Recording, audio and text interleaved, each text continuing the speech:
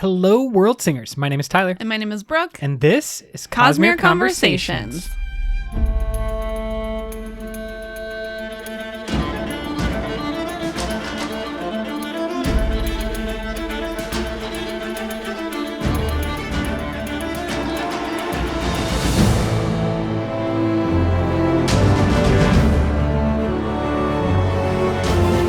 We are back for our much anticipated Words of Radiance reread part 1. Of course, this cannot be done in a single part. We're dividing it up once again. Seriously. First 3 parts of the book and the corresponding interludes, prologues we will be talking about. As I was taking notes for this episode of the pod, I was just absolutely stunned by how much happens in this book, and that was only parts 1 through 3. By the time you get to the end of part 3, the beginning feels like a dream. 3 books have already happened. Exactly. It's insane.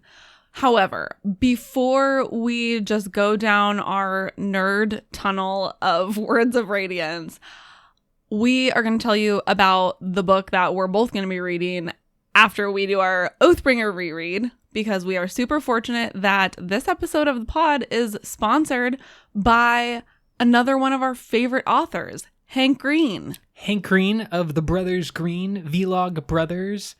Brotherhood 2.0. CEO of Complexly. Yeah, he's got all of the different labels. He's like Khaleesi. He's just got a lot of titles. He's exactly like Khaleesi. 100%. But good.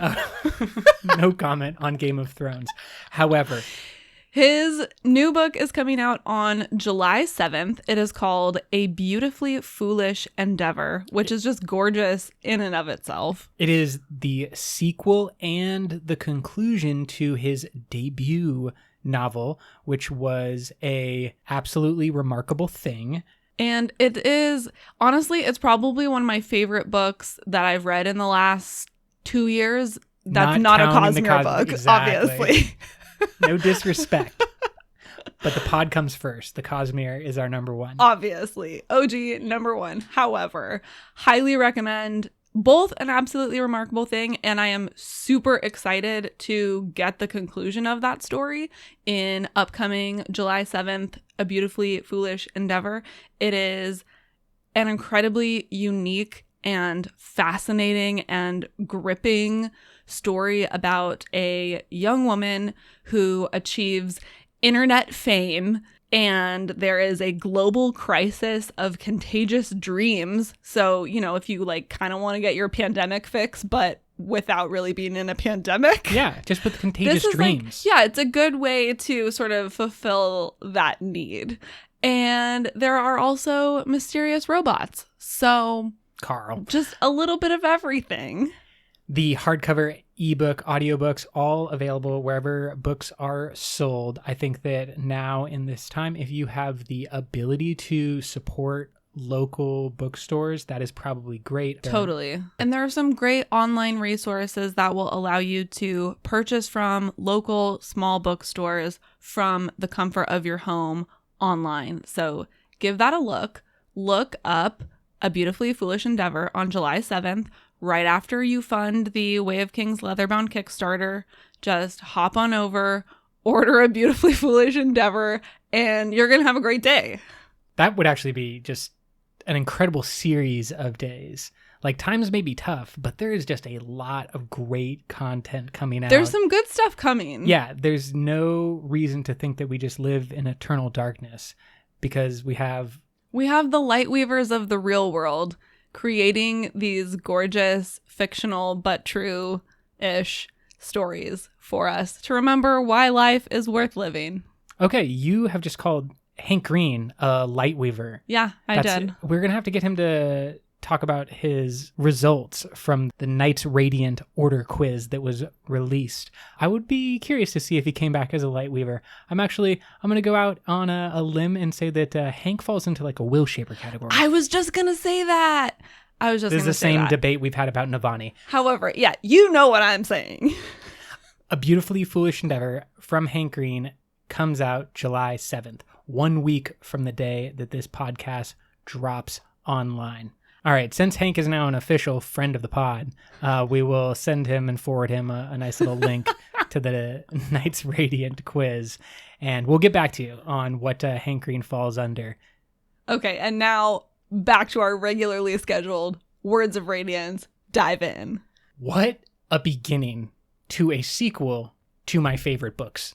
Like, I just can't. There's everything about Words of Radiance is amazing, and it's what kind of like solidifies how good Way of Kings is, because it continues that trend. You can have a one-off, you can have a great like first book in a series, sure. but then they can always fall off. That happens. Everyone knows those series when it happens. But Words of Radiance just seems to take all the things that I love. It takes it up a level. Yeah, for exactly. sure. And then just ramps it up. And we haven't even gotten to the conclusion. And yet I feel like we ended on such a high note at the end of that part 3. But as I said, like there are 3 or 4 different climaxes. Is that the plural? Yeah, I don't know. It is now. We just made it that. By the time you get to the end of part 3. I could go back and reread just the beginning of this book again and 100%. still be picking out little tidbits that I just missed from 6 days ago. Absolutely. So we have renamed the first section here of our podcast the can't wait section, or like the thing that you just have to talk about right now. What's yours? Okay. Now, I didn't wait. I've been talking about this long before the podcast. It's true. Was talking about this before I got there in the book in anticipation. You've been talking about this since before we even started like Way of Kings, basically. It's mainly the main thing. Many years ago, I said, Brooke, let's do a podcast so that I can eventually talk about the duel scene that makes the end of part 3 in Words of Radiance. It is the famous duel. Everyone knows. The duel. Yeah, it's all you have to say is just like the duel. Adolin, Colin facing off against 4 shard bearers, joined both by Renarin and probably a slightly better join for the team, Kaladin. Road. I'm just saying, Kaladin showed his worth quite clearly, and the entire thing. But Renarin showed his bravery by coming into the dueling ring without even his shard plate on. That, my friends, is honorable and brave. Which is why, well, actually, we still don't quite know what his corrupted Spren is doing, but I still believe that the Spren is operating on principles of like, you have to kind of be a good person. I agree. I hope so. Like, I don't want Renarin to turn into a villain or anything like that, because he's just, as you said, he's honorable and like a good-hearted person. The duel is the greatest thing in this book. It's maybe the greatest point in the series, and it is one of the most dramatic, well-defined scenes of this series so far. Like, it is just so easy to remember, pick out, point to. Everyone is going to know exactly what you're talking about, and like, it is a visceral thing. Like how the Game of Thrones people, you could just like whisper like Red Wedding, and if you don't know what that means, I'm not going to spoil anything, but like you could just say it's exactly like that. Red Wedding, and people would be like, oh, they would have a reaction. That's how this duel feels to me in the Cosmere universe. It's just like, the duel, right? And everyone knows the duel. It is incredible. It is also in my top 5 favorite moments, but I've added more color. You had to talk about it just once more. Exactly, because I can't wait. I want to just squeeze it in as much as possible. I love everything about it. Adolin's realization that he made a mistake in the signing of the deal, or agreeing to, you can just to the deal. Feel his stomach just sink. Oh. And it reminds me of the moment that Sadeas betrayed Adolin and Dalinar, and except in that moment they were together. Right. And it was Adolin who was like, I told you this was going to happen, and Dalinar who's just like, I know, and they're experiencing this kind of like tragedy together, which makes it better. Now Adolin is alone, and the aloneness. Not only is he alone, but then he also, his foolishness endangers his brother. Yes. And like causes Kaladin to have to come to his rescue. And like the honor of his father, their entire like plan, literally everything is on the line. No big deal. And his It's life. fine. Like it's made clear very early on that they are not going to allow him to surrender, that they are not going, when Renarin comes down, that they are legitimately toying and using Renarin as like a weight against Adolin that is used specifically so that they can maim him or kill him. At minimum, yeah. Like he says at sure. one point, I'm not walking out of this arena unless I'm a crippled. Like that's the only way I'm getting out of here. He fully plans to be disabled at the end of that fight. But it's all wonderful. You have Zahel in the crowd, his like voice cutting through the cheers and So just saying good. like, you're not cornered. Like show them who you are, Adolin. And of course, as you already mentioned, Renarin comes out unarmored. Somehow I forgot that. I thought that he was armored and like getting beaten up in his armor. I completely thought that he at least had his armor on and just, isn't a very good fighter. So he's just getting beat up. But no. Yeah. He does not even have his armor on. At all. He's summoned the shard blade that is and he just like didn't have enough that time to go get his plate. Very quickly, and I know I'm taking all of the can't wait time. It's true. But because I'm just thinking about it, Kaladin catches the shard blade and that sends and here's screams. The scream. Yes. Yeah. We would assume that that is exactly what Renarin is feeling every time he summons his shard blade, right? Well, I Maybe think to it's a lesser hard extent. to say because we don't see it from Renarin's perspective. We don't know if he is actually bonded yet or if it's sort of the beginning stages, because like Kaladin sees Syl around far before he actually bonds her. That's a good point. So I think that we can guess that maybe the scream is a part of why Renarin doesn't like handling his shard blade. I think there is even a mention, I believe, earlier in the book where he grabs Adolin's blade from him and he kind of winces when he grabs it. So I think that's a good guess, but I just think we can't say for sure. Anyways, Renarin just like always being super awesome throughout this first half of the book.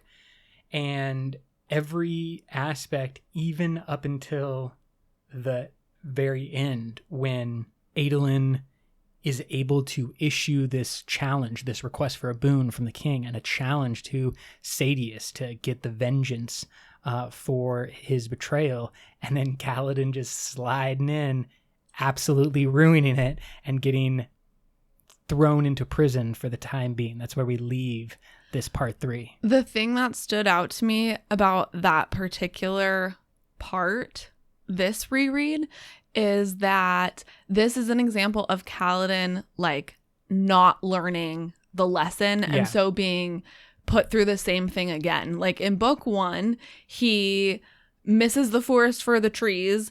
When they do the side carry, he misses the larger battlefield tactics, gets everything ruined, gets strung up in the high storm. Same thing here, right? Like he's too focused in, misses the bigger tactics, makes this move, dumb, and then ends up in jail. And you're like, come on, dude, like, haven't you learned yet? Which brings me into my can't wait. Which the biggest thing that has stood out to me so far about this book is the difference of perspective that we get on Kaladin, which is really interesting. Obviously, he's the main character in the first book, and so I think as a reader, we get really attached to him and like we understand him, we feel for him, he's the protagonist. And I forgot how annoying he is in this book. I do not like Words of Radiance Kaladin at all.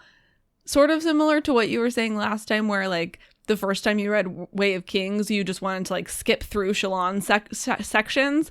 I feel that way about Words of Radiance. Every time it goes to Kaladin, I just like don't even want to read them. He's so obnoxious and self-centered, and he's like obviously making all the wrong decisions, and he's just depressed and annoying, and Oh my gosh. And I love that we sort of get that perspective from other people as well in this book. I think that is really what makes it key, is that you're not necessarily supposed to like Kaladin because he is not a very likable character. I mean, but we have just I simple love the things. difference that like you don't get that in the first book, of course, Exactly, because he's yeah. the main character and it's from his perspective. And it's so And much then in just this about book- like trauma and overcoming trauma.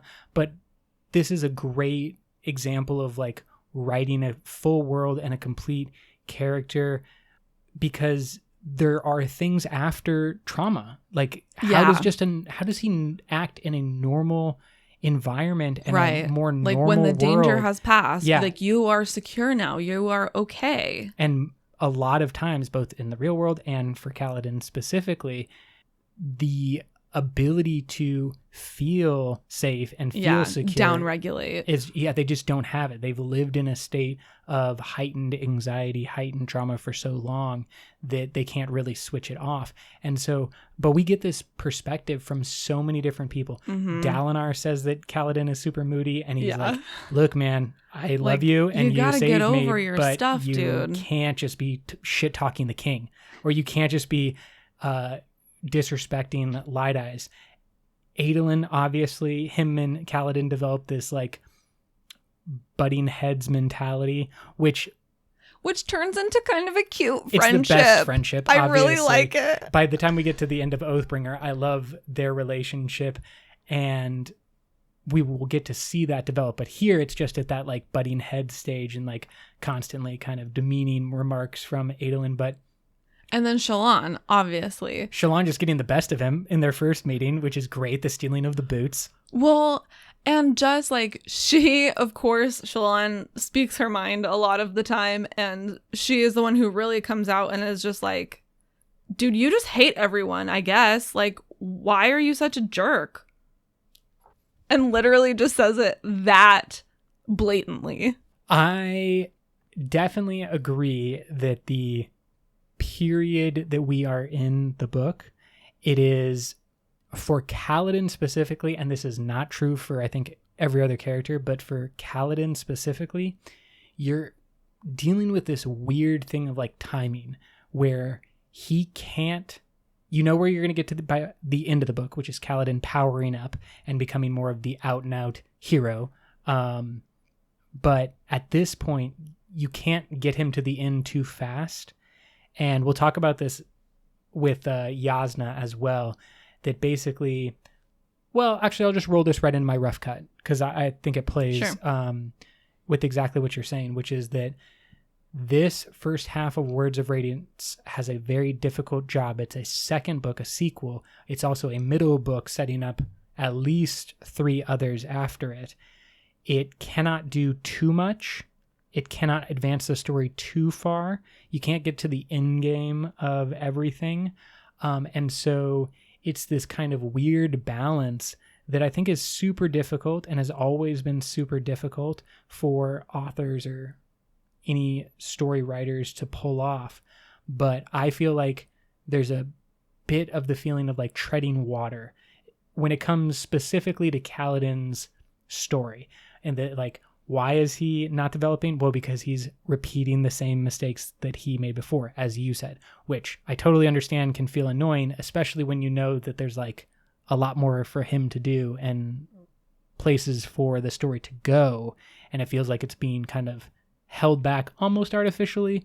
But to be honest, people don't always develop in a linear fashion. I mean, for sure. I'm just saying Kaladin is annoying AF in this book. I'd agree with that so far. And I think that it has a important caveat, which I believe the treading of the water actually allows for Shallan and other characters to become more significant. Because now it's Kaladin has been used by as a dummy, kind of, and everyone else is getting to play off of him. Where before it was like Kaladin was driving the story, and we're trying to now get other characters to catch up in some ways. That's my literary analysis aspect. I totally understand from just a reading perspective of just like, bro, you are real tough right now to deal with. Yeah, like, I mean, let's be honest. We were all like this at some point in our teenage years. And maybe sometimes still today. And that is what it feels like. It feels like you just have this, 18, 19-year-old dum-dum that you're just like, come on, dude, figure it out. That being said, I guess that is kind of my can't wait and also my rough cut a little bit. And I don't know, what I put for my rough cut is just that there is so freaking much in this book. I don't know if I necessarily don't like that, but there's a whole lot. It makes it really difficult if you're not ready for it. For sure. I think I was better prepared this time. This is now like my fourth reread of this book specifically. So I was definitely waiting for it and like ready for it, and also kind of ready for the treading water that we've been talking about in Kaladin's character. Like I was prepared for it, but on a first read through, you'd miss everything. I did miss everything. Like totally. It's just everything goes so fast. Every word is so important. Every sentence is meaningful, and it's just never ending. It's at such a crazy pace. Like you said, 3 volumes, 3 parts that we have seen here are like 3 books. Yeah, could literally be 3 books. There is so much. So that being said, let's dive right in to the 5 favorite things that we want to talk about. Yep. Moments, characters, scenes, anything, everything. Would you like to start? Sure, I'll start, and I will begin at the beginning, which is the best place to begin, which is the prologue. We talked a little bit last time about how cool it is, I think, that the prologues for these books are the exact same event told from different perspectives. Definitely a great writing trick. So cool. So this time we're seeing the feast from Yasna's perspective, and there's a few, cool tidbits that we get in here that we don't get the first time. One is that she sees Gavilar talking to Amaram covertly in like a servant's staircase.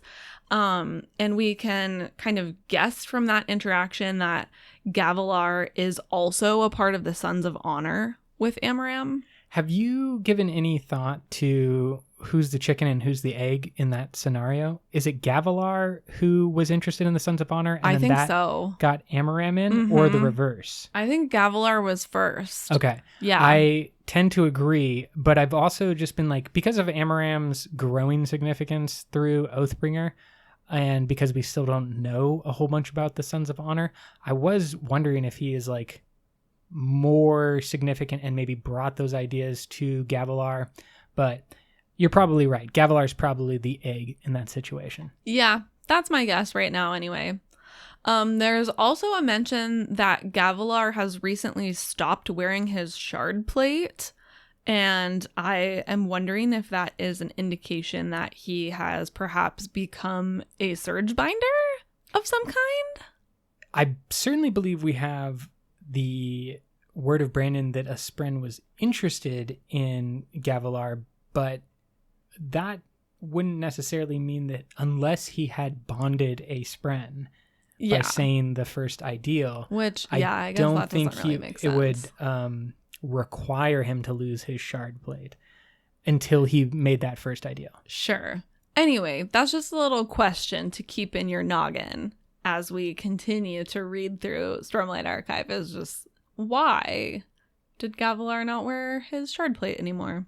Bigger sort of event here is Yasna meeting with the assassin Lys, who also goes by the Weeper, which is an awesome assassin name. Super cool assassin. And hides the fact that she's a woman. No one knows her gender. She hides basically everything about her identity, including her gender, and the fact that she has a shard blade, which is what she uses to kill her victims, and she gouges their eyes out to hide their shard blade-ness. Certainly one of the most interesting and kind of corresponding things that are 2 assassins at this party, and Lys used to own Szeth. Yeah, and again, they are both here at the same time, supposedly independently, But I just think there's something going on at this event. I mean, obviously we know that, but there are just too many people with too many weird connections all in the same place at the same time. It's very suspicious. So do you think that suspiciousness leads to you feeling like there's an organizer who made all these things happen? Or is it like the event is super important? It's like gravity, like pulling them all there. Yeah, I think I would go more on the side of gravity, but I'm also starting to question exactly how Zeth like gets to this event. I'm wondering if there's just some interesting phrasing around the Parshendi like taking credit for the assassination and like deciding sort of at the event that they wanted to assassinate him. And then, I don't know, is Zeth just like conveniently there? I'm wondering who Lys is, if she is perhaps another herald in disguise. Ooh. I don't know. I just think there's some funky stuff going on. Okay. Well, funkiness in a prologue is a great way to start off any book. And then speaking of heralds, lastly in this prologue, obviously we see Nalan and a second herald, possibly Kalak. We hear them talking about how Shalash is quote unquote getting worse. And they have noticed Zeth carrying Yezrian's honor blade, and they're both kind of like, what are we doing? Everything is out of control. Once again, it's a jam-packed book. That's the prologue we just talked about. It is crazy that all the things that you just mentioned are just the intro to this book. Not to mention Yasna going to Shadesmar and like meeting her spren that she then bonds. Oh yeah, that was just Didn't even mention that, but that was just normal. Yeah. That's just a normal day just for Yas. Run of the mill. Okay, for my first favorite thing, I think that the depth that we get to dive in and actually explore the Parshendi, who we come to know as the listeners, because we start to see things from their perspective more through Eshonai. This was, I know I just gushed for half an hour about the duel in the arena, but Eshonai and the exploration of the listeners is, I think, the most important thing in Words of Radiance. Yeah, absolutely. The perspective that we get into their people and their culture is just indispensable to this book and obviously the series as a whole. When we find them, they are at the center of the shattered plains. Narak. And Eshonai says this about the people and place that the listeners now find themselves. Quote, "So now the ruins of her people made their home in the ruins of a dead city." End quote. Like, this is just dark. And then you start to realize very sad that this war that has been going on for 5 years is really having an impact on their society. Like, the people are choosing to go into dull form, and we'll talk more about the forms, but basically they are choosing to abandon their own personalities. It's like their and version of being depressed. Kind of. They just like shut down, get into bed, and like do nothing. Basically, they just shut their prefrontal cortex off. Yeah, okay, that's a good way. Yeah, just keeping the bare minimum going on, and the dull form can blend in like the Parshen or the Parshmen do in human society. So they are basically just like prepared for their entire people to die, and Eshonai is just watching this, and they're trying to do things like create art and summon new forms, and Venli is doing the scientist thing. We know that doesn't work out well, but when we see this view from Eshonai's perspective, and we come to see her as more of a person in her own right. She's the adventurer and the hiker, in the regular world. She's the person who's doing the Pacific Crest Trail, the PCT, and like the Appalachian Trail. And she's like hiking Mount Everest and going exploring. And she has been subjected, forced, kind of like oppressed into this role of general of her armies. It's just so sad, and it's the same realization that eventually Kaladin is going to most embody when you just look around and you're like, oh, we are far more similar than we are different. Our differences are far smaller than we realize, and we probably shouldn't be fighting each other.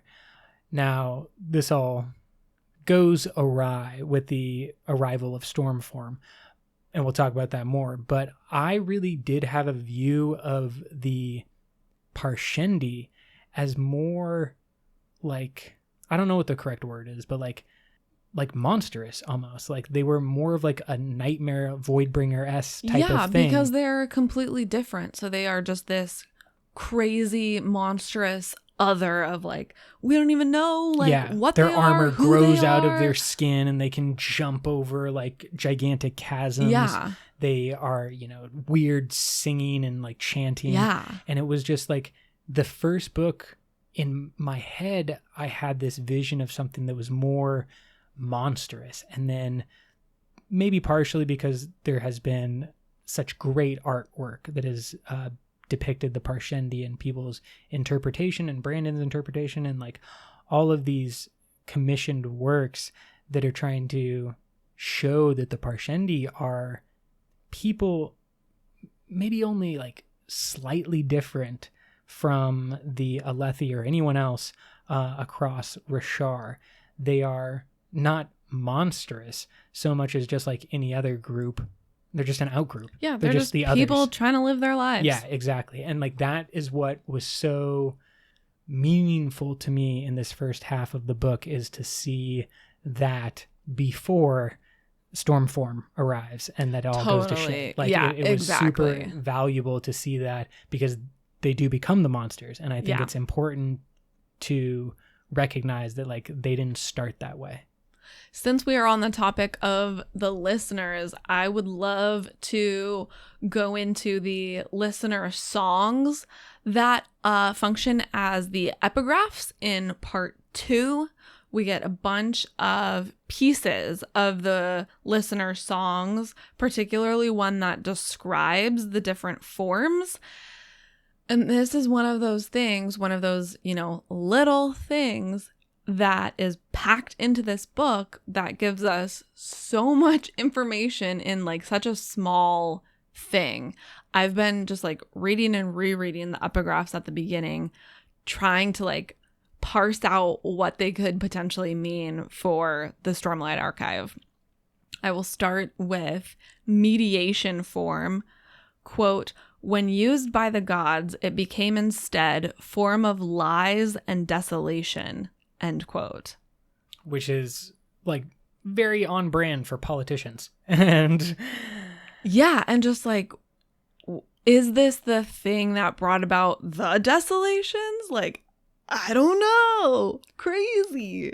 I certainly think that there is something to say about the form of lies that this becomes. And it's just like, now the more, we'll call it just like pure, nice Parshendi get a little drop of that like Alethi Machiavellian nature. And they're just far more willing to spin lies. Play politics. Yeah, exactly. Secondly, storm form. Obviously, we end up seeing this in the book. Quote, though its coming brings the gods their night, it obliges a blood-red spren. Beware its end. End quote. And that's like perfectly setting up the horror of what storm form is, which is a form that allows the spren of odium to take hold in the listeners. And so it's just depicting what's going to happen to Eshonai before we even get anywhere close to that. Night form, quote, predicting what will be, the form of shadows, mind to foresee, end quote. Super interesting. They apparently have a form that can see the future. I wonder if this form uses the same spren as the Truth Watchers. And I would be super interested if it is susceptible to the same corruption that the Alethi are so afraid of. Right. I And mean, maybe- that's the whole thing, right? Is Eshonai's biggest resistance to even trying storm form is that a seed of their mostly forgotten history that has survived says, do not seek these forms of power. They are dangerous. Exactly. And certainly we know that storm form is, and others probably present similar dangers. Smoke form is actually mentioned twice, once at the beginning of chapter 25 and once at the beginning of chapter 30. And it's interesting because these two epigraphs say similar things, but they're slightly different. And so I'm curious if this is like the song changing over time, sort of, as with any oral history. It sort of gets modified and changed as time moves on. 25 says, quote, a form of power like human surges, bring it round again. Though crafted of gods, it was by unmade hand. Leaves its force to be but one of foe or friend. And then in chapter 30, it says, quote, a form of power like surges of spren. Do we dare to wear this form again? It spies. Crafted of gods, this form we fear. By unmade touch, its curse to bear. Formed from shadow, and death is near. It lies. End quote. Like, what? What?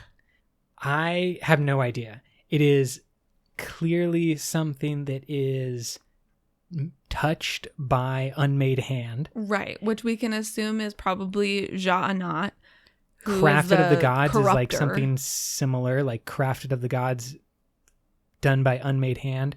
But you can see how the ways that the song may change over time. That's a really good interpretation. I like that a lot because it says so much about this whole story, about history, and like what you think you know is not what you know. Yeah, which is a theme that Sanderson plays with so much. Yeah, basically all his work. He likes it a lot. Which is one of my absolute favorite things. It's why we keep coming back to it. Yeah, I just absolutely love that exploration. And then we also hear through these songs that a sort of timeline. The listeners found their gods after the Spren betrayed them and started doing the hell bonds with humans. So that tells us a little bit about who their gods might be. And then in chapter 34, the epigraph says, quote, our gods were born splinters of a soul, of one who seeks to take control, destroys all lands that he beholds with spite. They are his spren, his gift, his price. But the night forms speak of future life, a challenged champion, a strife even he must requite. End quote. So do we think that challenged champion is Dalinar? Or like... I mean, clearly it's speaking to the same sort of myth or legend of Odium facing down a champion at some point, and that is the best way to go about trying to defeat Odium. I'm curious if this means that the champion will be a Parshendi. Venli, maybe? I don't know. I don't know. It's very interesting. There is this weird thing that we know about Rhythm of War. I don't think this is a spoiler to say or anything because it's not accurate anymore, but that Eshonai was far more like planned to be part of this Rhythm of War. Yeah, it was supposed to be her book. And then it became something like Venli in the present and maybe Eshonai flashbacks or something like that. We know that it's now been divided between the two of them. Yeah, so I'm just super curious. We have this character of Eshonai that I was just talking about, and we are learning so much about the listener culture.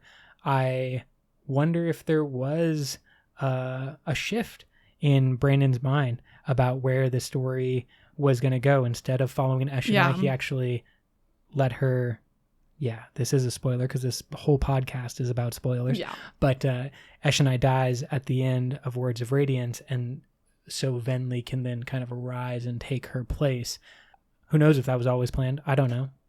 Brandon will hit us up. Again, huge friend of the pod. Another of my favorite things about Words of Radiance is Shallan. Oh, yes. Shallan, as you mentioned, was not my favorite part of the first book. I thought that her character was interesting and like worthy of development, and then this is where all the development happens. The way that she develops in this book is incredible. 100%. It is just from the very beginning when Yasna and Shallan are like on the boat and she's getting more information about the surges and the powers, to her trials of getting to the Shattered Plains and like dealing with thieves and murderers and rapists and all this bandit stuff. And then she gets to the war camps. She is playing the political game, the game of the Ghost Bloods. All of this stuff is just so much, so fast. Plus her flashbacks. And then like, that's the you thing. add the flashbacks in on top of it. There's everything that happens with her in the present, which is a lot. And then on top of that, we are getting a ton of information about her backstory. It definitely, to me, feels like this is why Kaladin is kind of treading water as a character and kind of repeating his pattern. Make room for Shallan. Exactly. Step aside, bridge boy. Exactly, because Shallan is stepping up to the table, and it is wonderful. I love how she learns from and then handles Tin. I love how as she develops, Pattern is also developing, and Pattern becomes hilarious. Pattern is so funny. Everything that Pattern says by Oathbringer is like a laugh out loud line, and now you like start to see him like, it literally feels like someone figuring out a joke, and he just loves it, and then we'll just make sarcastic and witty and funny comments just from here until we get back up to the present day. And I love it. I love even the kind of meta nature of this, because Shallan steps in. This is really her Veil role, right? She is like creating the character of Veil that is helping Shallan get through these circumstances. Yeah. And that's who we are starting to see right now. And we get a little bit more of like Brightness Radiant by the end / Oathbringer. But these kind of like characters that are going to become or personalities that are going to become really important to Shallan, we're starting to see them develop. And she's using her powers as a light weaver really for the first time, sneaking into places, wearing different faces. She reminds me of Arya Stark from Game of Thrones in that way. And I think that there's this weird aspect of, in any long series, whether it's TV or book or movies or whatever, you might take a single character and then actually see them like rewritten or changed around to fit a certain scene or circumstance. Yeah, like you kind of always need a utility player. Yes. Right? Like someone who can kind of do any of the little things that you need them to do. You're like, oh, we kind of need a spy in this scenario. Shallan can be a spy. Yeah, we kind of exactly. need Light Eyes in this scenario. Shallan can be a fancy Light Eyes. And that could be what it feels like. It could just, like Shallan, she just like does whatever Brandon needs her to do. Right. But the way that he writes it is both true to the world and true to the character of Shallan. Yeah, and true to humans. I like the themes that run through Shallan's characters of fake it till you make it, which is a lesson that I think we all kind of learn throughout our lives. Yeah, not like, look, nobody really knows what they're doing, especially when they first start out. Like, you just do it and you pretend, and like people will believe you. And that, sort of being written as this magical illusion is cool. But even Shallan gets that idea from Yasna, who is not speaking about it magically, but is just speaking about it in the real world of just like the way you act is the way that people will perceive you. All you have to do is, put on that illusion, in quotes. She says to Shallan, quote, "Power is an illusion of perception," end quote. And I mean, that's everything. I think it's even more wonderful because you're totally right. It's a very human thing. But at the same time, Brandon also gets very meta with it, or just the way he plays with it is great because Shallan actually does have to confront the reality of all of these different personalities by the time we get to Oathbringer. Totally. There are interesting things. The other theme sort of that I was just going to mention is that we all have different aspects of ourselves, different parts of our personality that we pull out, during different moments. Obviously, you don't act the same way with your boss as you do with your significant other, for example, or, different groups of friends that you have different things in common with. We all have this aspect of ourselves, and Shallan obviously does that magically. And because of your unique life, it is a little bit more difficult for her to reconcile those things. And there's an interesting quote in here when she's talking to Tin, actually, and I think it's a great example of a journey before destination kind of idea. Obviously, Shallan did not plan to be shipwrecked. She did not plan to fall in with Tin, and yet she finds herself in a place where she's actually getting really good life advice from Tin, advice that she needs to hear, which is, quote, "Here's the thing. The lies we tell, the dreams we create, they're not real.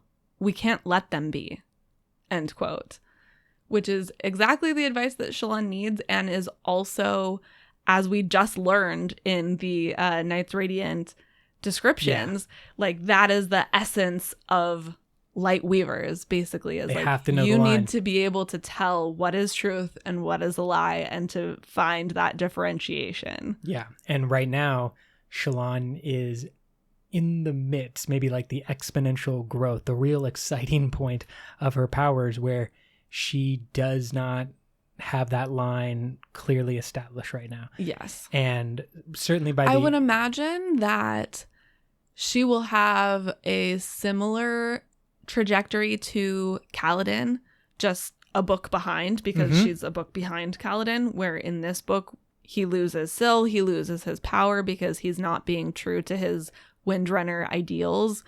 I could see that happening in book 4. Shallan unable to create the line in between her personalities and pattern, going away from her powers going away from her because she is not living up to that truth aspect of her light weaving. Yeah, I do not think we have seen the end of Shallan's, we'll call it, multiple personality problems. She is dealing with a lot, and it seems like she's kind of solidified into 3 personalities currently at the end of Oathbringer. But I think we have a lot more in store for Shallan. And you're right, that could come with a kind of, step backwards before you can move forward type of progression. Yeah.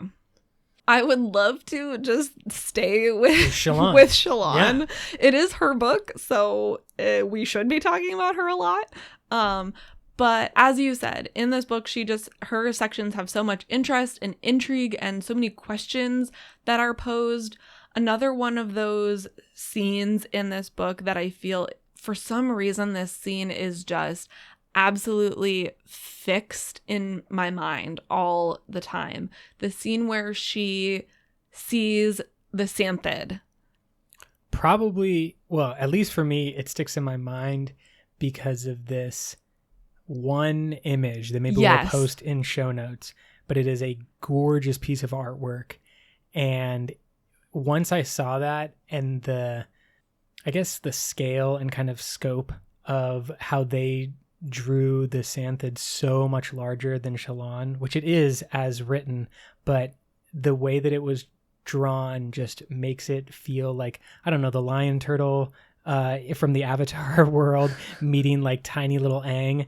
Like that's what I see, is just like this creature of unimaginable size and power and age and all this stuff, and then this one small little human, just like the size of the eye is what... Not even the eye, like the pupil. Yeah, exactly. Yeah. And so it's just an iconic scene that I would say, you know, if ever there is any type of film or television show that deals with the Stormlight Archive, I can't wait for that one. As much as like I'm waiting for the duel, I also just want that scene with the Santhan. Yeah. The way that it's written just gives you this beautiful like snapshot in your mind and evokes this sense of wonder and adventure that is really awesome.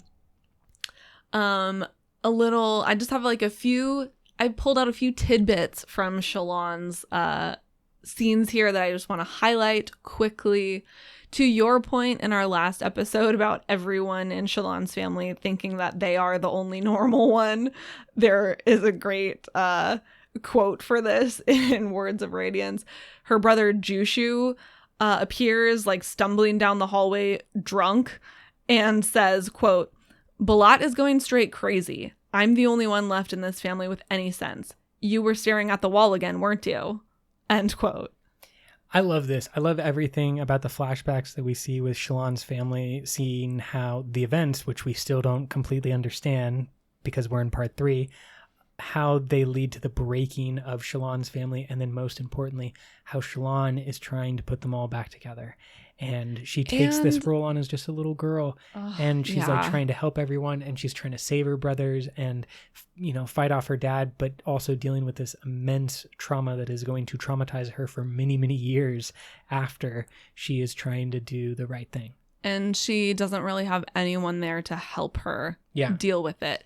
And this reread, I think that fact really solidified for me. The first time I read Words of Radiance, I didn't completely understand the way that like her condition is depicted in text, where there are multiple times when Pattern is trying to get her to remember the past and remember what happened. And he's like, "No, remember when you were a little girl and like we used to play together? Like you've known me for a long time, and remember?" And then it stops. And then it stops and there's just like ... and then it picks up again. The first time that I read this book, I did not understand what was happening in those moments. Basically, you didn't see the code that Brandon was trying to leave you. Yeah, I thought that like Pattern was just trailing off, but that's not it. It's that Shallan shuts down like a dull form Parshendi. Yeah. Basically. She blacks out. Yeah, she just shuts off her brain. And then she even says like she kind of turns back on when Pattern stops talking. And this reread that has really like hit home to me. Yeah, it happens multiple times in multiple scenes at multiple ages, that she'll, including like the present. Yeah, I was going to say in the past and in the present. And so it's shown to both be her coping mechanism in the past, and that importantly, she's still using that coping mechanism now, which is also what prevents her from progressing as a Radiant. Sort of on that tangent as well, she interestingly refers to her shard blade many times as her mother's soul. I do not understand this. Which I don't understand. And I just think it's really interesting. And I want to know what that is all about. I have to think that it is got to be some clue about the shard blades taking and holding onto the soul, maybe I in agree. the gem, like that the, you know, in the pommel of the shard blades. And so like there's always this thing about shard blades and like what it means to bond a shard blade, and it's like kind of shrouded in secrecy because not that many people have shard blades.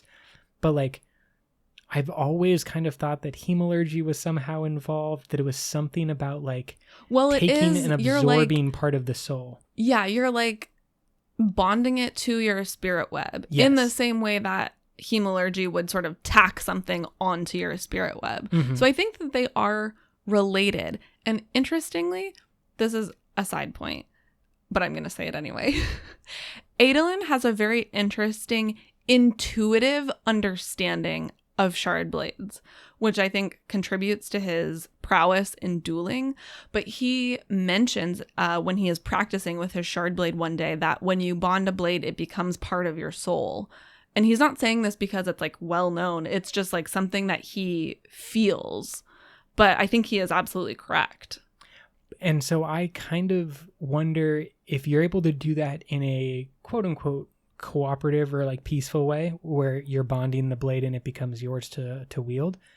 Maybe the not peaceful way that shard blades do that is by cutting through things and taking out their soul, removing their soul. I think that it's like that she believes, she feels that her mother's soul is still in like that blade. Trapped in the blade. Yes. Yeah. It's very interesting. I do feel like she's having some kind of insight into what the mechanics of shard blades are. She also sees it as like a blindingly brilliant light, which no other character, not even, Kaladin or current Radiance, mention. So there's something super interesting going on there that we don't quite understand yet. Along with this, some other sort of unique abilities that Shallan appears to have. There is one point when she is sort of therapeutically drawing, and she just happens to draw the ship's crew like climbing out of the water onto the shore. And like she basically sees that some of them have survived and are alive. And she thinks that she's like, oh, I'm just feeling bad and like missing them. That's why I drew that. She flips the page and then she draws again. This time she draws what we can assume is Shalash smashing a statue. And she doesn't really understand why she's drawn that. And I'm curious, like, why does she have this kind of clairvoyant power? There's obviously something happening here where she is able to like scry and see things that are happening in other places. And is that part of her illumination surge, perhaps? I would think that this has to be a maybe resonant point between her powers, or because like drawing is also part of her thing that's like weirdly connected. Mm-hmm. I just have to think that what she is doing is not foresight. No, she's not seeing the future. She's seeing the present. Exactly. Something. So it would have to be. She's seeing through space, but not through time. Shadesmar is my answer. Is that her artwork partially comes through Shadesmar? Is that she is not drawing only in the physical realm, is that she's capturing something about a stamp in the Emperor's Soul. She is capturing something true, and it's like going through all three realms. And so her ability to see into Shadesmar is the way that she could conceivably see another place at the same time. But I wonder if that is connected to the surge of illumination. It is like casting light on things that would not normally be seen. It, I think, might be the combination of powers. Maybe. Is that like they have to, the Else Scholars wouldn't be able to do this even if they were a great artist. Mm-hmm. That it might only be because it's Else Scholars share one of their surges with Lightweavers, and then Lightweavers share one of their surges with Truth Watchers. Yeah. So, and illumination is the surge that they share with the Truth Watchers. So I would think it's the thing that is only unique, can only be done by Lightweavers, is this concept of like viewing right now through Shadesmar to somewhere else. So then are Truth Watchers only seeing the future? I would think so. Lightweavers can only see the present? I would think that is something closer to, how it operates. Obviously, we're speculating because we don't know a lot. What a freaking useful skill that she never comes back to. Like, this would be great during a battle. Can you tell us what the enemy is doing, Shallan? I actually do think she comes back to it. It's just not in the parts we've gotten to yet. This is the map drawing of Shallan, how her ability to remember the things that she like takes a snap photo of, and then how she navigates them out of the... Yeah, but that's closer to just sort of her regular quote unquote. That's what I don't think it's regular. Amazing drawing ability. Yeah, but that's not seeing into other places. No, but what it's doing is allowing you to create in your mind a vision of something that exists in the real world from perspectives that you have never seen. Mm-hmm. And so it's like basically, you know, any artist has to be able to view things from a different perspective. Yeah. And one of the talents of great artists is to be able to shift and move their perspective. And I think that's what Shallan is able to do with her maps. She's like, unlike anyone else, able to change her perspective and give a view from like, you know, the bird's eye view type of thing without ever having been there. But she can do that all in her brain, which is, I don't think, a normal thing. Fair enough. Last little bit about Shallan, because really it's about Jasnah. Jasnah is amazing. I love Jasnah. The first time I read this book, that first part where Jasnah is like teaching Shallan, and as a reader you're getting so much information. Exactly. Finally you're just like, Jasnah, tell me everything. And then she dies. I was just like, no, that was my path to information. And I completely agree. I loved the explanations and just how much it seemed like Jasnah was opening up. She says this line, which I feel like should be slapped into every school or like place of learning that exists anywhere in the world, where she says, quote, "I found that refusing to explain secrets to young people makes them more prone to get themselves into trouble, not less," end quote. I pulled that out too. It's perfect. And we as readers obviously love the secrets. We want the secrets to be explained to us. Jasnah is just giving that clearly, and she's having those real, honest conversations about what power is and what a woman is able to do in this world and what Shallan is capable of. And I basically think that this seals her fate in this book, because until her return in Oathbringer, Jasnah is too powerful and has too much information to exist in this world as it currently is. So in the same way that Kaladin has to tread water, Jasnah has to leave the book entirely, because if she was still around, she would be too wise, too important. She would suck all the energy from everyone else. You would only ever want to focus on Jasnah. Be like, Dalinar, what do you do? No, don't talk to Dalinar. Dalinar's an idiot. He has severe traumatic brain injuries from a lifetime of war. Talk to Jasnah, the genius with superpowers. Like, well, yeah, I think you're right. There is a thing of, you know, a character like Jasnah, a scholar who has all the answers, is the instant gratification that as a reader you want, but ultimately will not be as satisfying as going through the process. And there's a principle in art, most clearly exemplified in like a play or a movie. You want your characters to discover as much as possible on screen. Like, all of the discoveries need to happen in front of your audience, not be told to them and not happen off screen, but like the discovery needs to be active in the moment. And so, as you're saying, Jasnah takes that sort of away, because you can just be like, Jasnah, tell us everything, and sort of Shakespeare style, you know, give the prologue of like, monologue. Here's exactly what's gonna happen, where you take her out and then you get to have all of those discoveries on screen, so to speak. So I think that middle books are always difficult. And if we imagine the first 5 books in the Stormlight Archive, which is like, makes up one part, and then there's going to be a time jump. And that may include a time jump for Brandon working on them. Prepare yourself for that moment. No!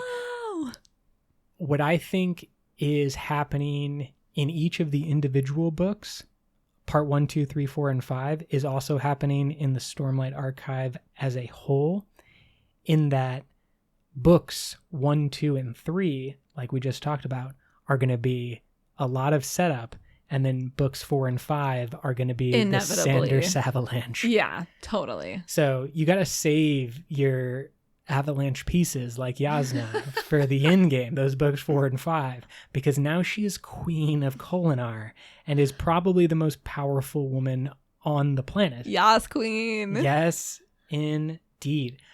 Yasna forever. Okay, we have talked about the duel, which obviously is a big climax.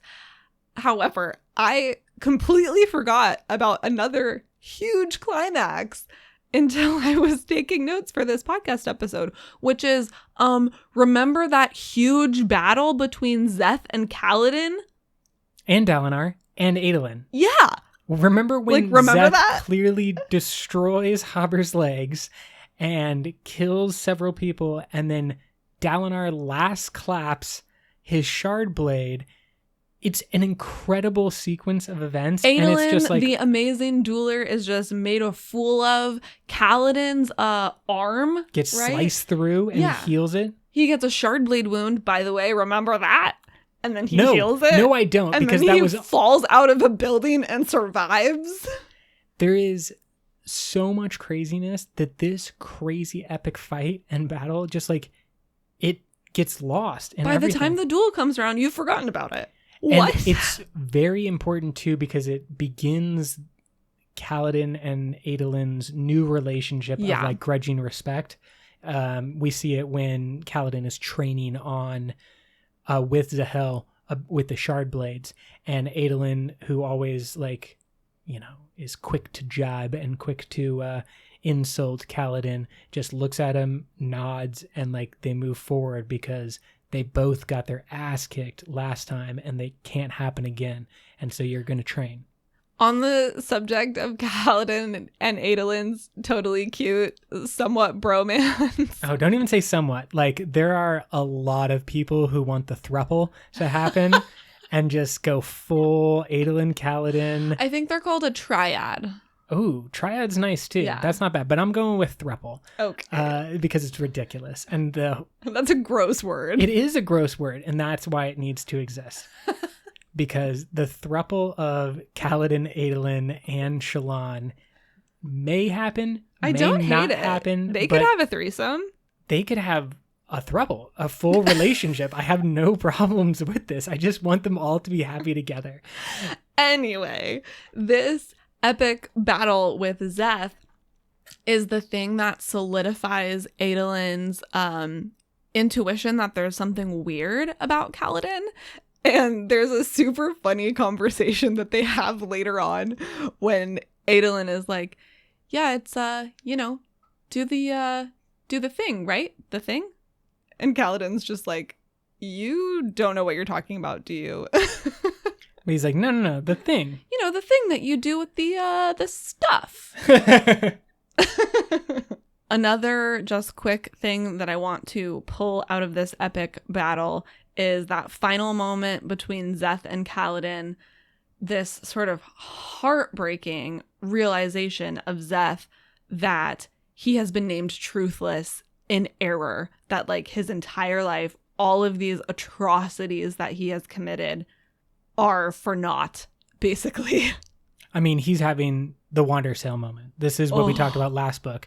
And Szeth's realization is what the people of the island had when they realized that the king was dead long ago and that all the atrocities that they had committed were at their own hand because of their own choosing. But to a certain extent, like, he really is the victim. He's a victim, yes. He says here, like, I told them this and they told me that I was lying. Yeah. They told me that I was truthless. Like, they gaslighted me, basically. And like, I knew it. And that is super sad, but I also think that the story of the Wandersail is specifically there to enforce the idea, or at least introduce the idea, that decisions are the things that are important. And Szeth was gaslighted. That's exactly what happened to him.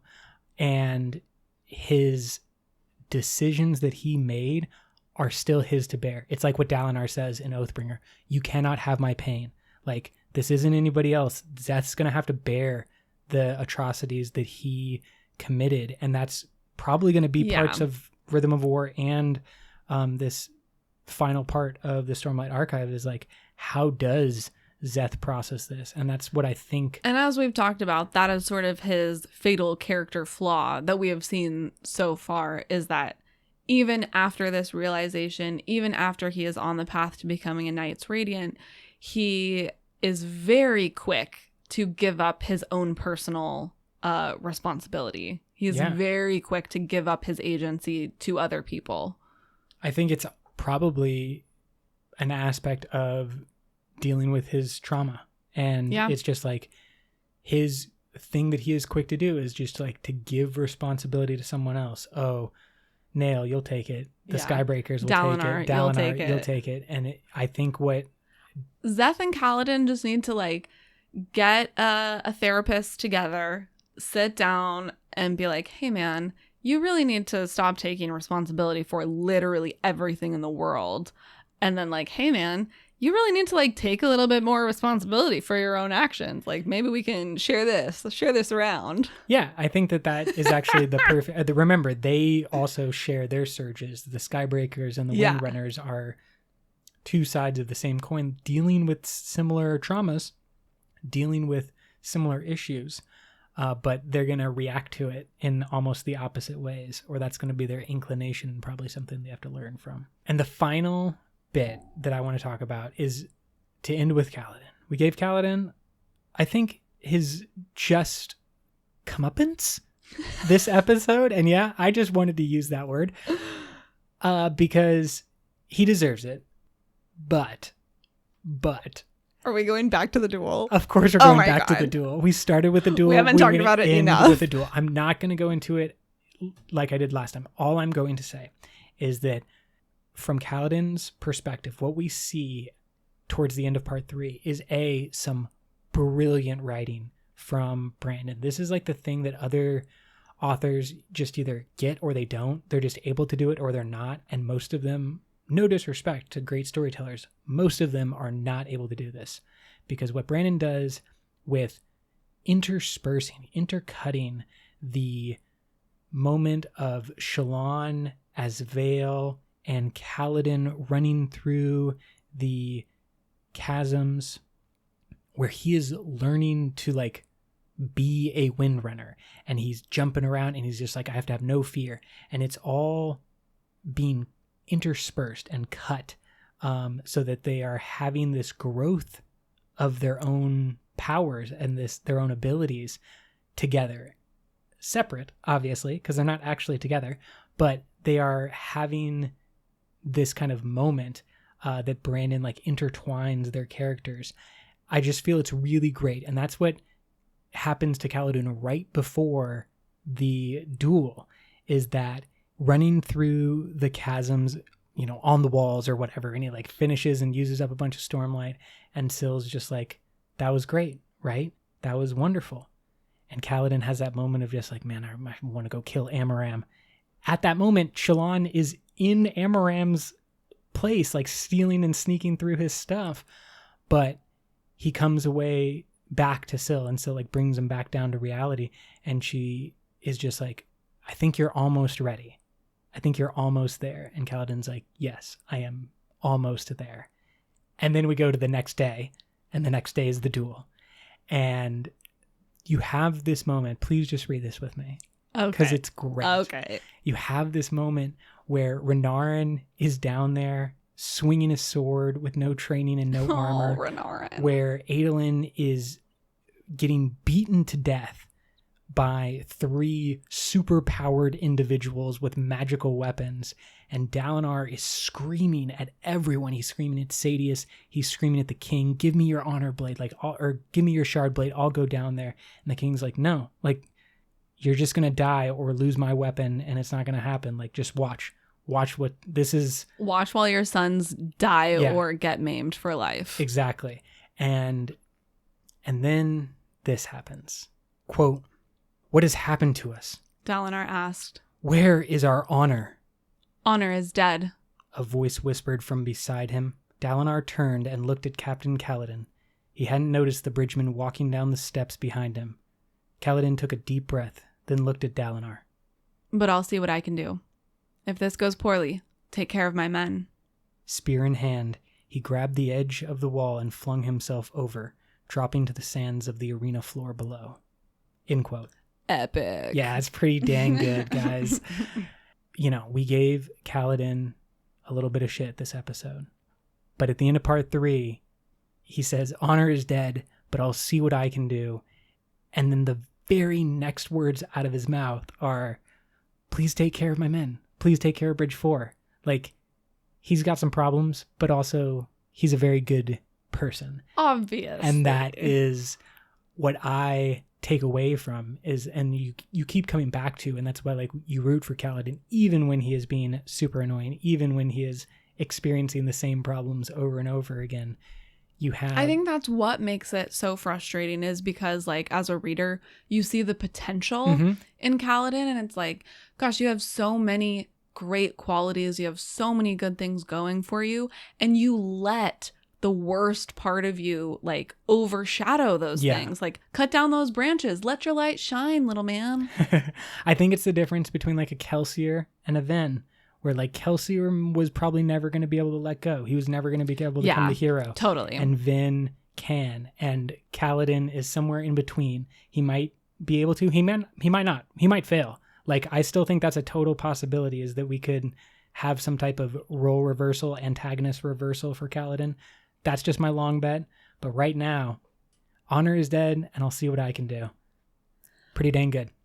My last piece here, we're just going to go out on a real small little cute note because this scene just made me happy and I thought was so well written.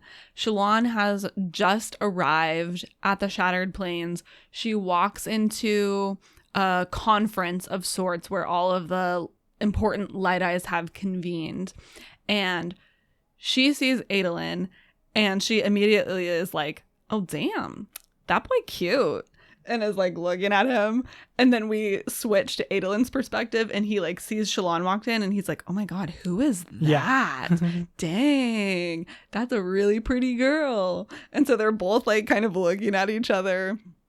They have this like cute conversation where they're like kind of flirting, and then Dalinar sends Adolin away and Shallan kind of like looks after him with like goo eyes, and then she turns around and looks at Dalinar and remarks that Dalinar's face is unfortunate. And it's just so funny and so cute. Nothing to add other than it's just, that's the beginning of my throuple. Like, first Shallan and Adolin got to get it together, and then they got to bring in that Kaladin, just warm the cockles of his heart. No comment on other wordplay that's possible there. Let's go to some Cosmere connections, because we have one big thing pointed out that should be the hint that anyone needs, or should be the only hint that anyone needs, but there have been a lot for our man Zahel, and in this one we find out something specific, which I think is really important. Yeah, there are, I think, so many clues to who Zahel really is, from his comments about how strange everything is here to his color-based metaphors that he's constantly dropping. We can tell pretty quickly that Zahel is Vasher. From his interlude, which is in this section, we also understand that he has retained a lot of his awakening or breath powers. Yeah, to me that's the important part. Yeah, he definitely still has his life sense, because he knows instantly that someone is approaching his room. That's a direct quote. He immediately notices that. And then he also remarks that he can sense Kaladin's spren floating around. Not that he can see her, but he can sense her. So we can infer from that breath life sense is able to detect spren, which I think is really interesting. Definitely Zahel is like, as he becomes more interwoven into this story, and as we get Azure / Vivenna in the next one, they have a huge role to play on Roshar. We don't know if that role has already been played or is yet to be played, but I think that the fact that now we have confirmation that Nalthian magic works on Roshar. I don't know if we have seen anything else that was kind of this direct of magic systems like clearly crossing and being used on different worlds, but I just like that it brings up all these questions of like, what is he doing? Why is he doing it? We know now, with a little bit more of the big Cosmere picture, that he actually chose Roshar because the investiture Stormlight is more readily available.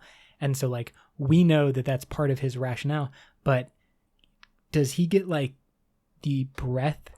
Is there some breath equivalent to like Stormlight? What happens if he just stands out in a high storm? Like, how much breath is that equivalent to? Exactly. What's the mathematics of how breath? much is he, like, if Zahel is a sphere, how much can be invested into Zahel, you know? I think the answer might be infinity. Yeah, it's like Nightblood, but reverse. Is like you can pump them up as much of investiture as possible, or Nightblood like sucks it all in. Yeah. But like, you have to have a lot oh my gosh. to do some of the things that Zahel has already shown off. Wait. What would happen if you like stabbed Nightblood into the high storm? Would it just like absorb the high storm and then no more high storms on Roshar? Can they kill the Everstorm that way? Wouldn't you kill just the like Stormfather? He-Man, I have the power, and just like suck all of the high storm into the sword? There could be a Nightblood-esque, like I would think, don't stab it into the storm, but stab it into Odium is what I would think you would want to do. That would probably be a better use. But yeah, you could also, I think, like, you could kill Spren with Nightblood. So you could probably take out the Stormfather or one of the other large Spren, I think. Maybe that's like endgame how they kill all of the like Unmaiden stuff. I don't think Nightblood's on Roshar just for kicks and giggles. Okay. Obviously, our other Cosmere connection is going to be Hoid. We do have many Hoid sightings. And there are more to come in the next section as well. For sure. Sort of our run-of-the-mill Hoid / Wit sightings. We have Wit driving the carriage at one point, where Shallan, Adolin, and Kaladin all separately recognize him. Yes, at different times, and they all use the same way of meeting Wit when they say, "You!" And then Wit says, "Me!" And by the final one, which is Shallan, he just goes, yes, we've been over this. And then Shallan immediately hugs him. Yeah. And she says, I never got the chance to thank you. And that is because he was in another scene, a flashback, with Shallan at Middlefest. And this is another super interesting Shallan moment that just makes me go, huh. That seems a little bit strange, because Wit's reaction to Shallan is he like turns and stares at her with a slack jaw. And then he says, I did not expect to find you here.